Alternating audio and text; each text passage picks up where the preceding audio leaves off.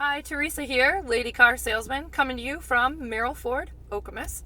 I am sitting here with our all-new redesigned 2020 Escape. The one I'm showing you today is a titanium, nice and fully loaded. We're going to go over some of the technology today. We have our whole cruise control section here. It's got quite the update. So we have the cruise, which we can turn on. Then we have our gap here for our adaptive cruise control. It's going to look like a little car with some lines behind it. Almost maybe a UFO doing a beam me up Scotty bit here. We hit that. It's a visual on our display here. I can decide between 4 different lines.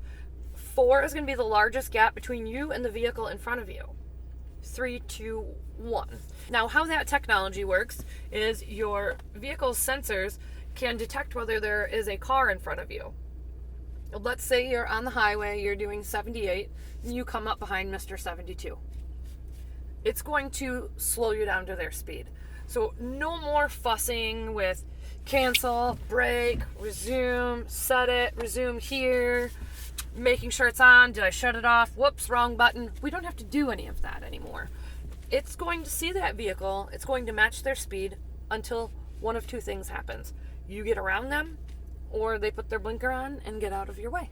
That is all something too where we get in here on our 8-inch touchscreen in our settings in that driver assist, and then we have our cruise control here. Some people don't feel comfortable with the adaptive cruise control, and that's fine. You can turn it right back to normal. You hear that? That's the vehicle warning you. So the last thing you want to do is think you have your adaptive cruise control on and go plowing right into the guy in front of you. It's really a great technology. Get comfortable with it, practice it out, see how far that gap is. What it will really do is, even if the vehicle in front of you goes down to a stop, your vehicle will take you down to a stop as well.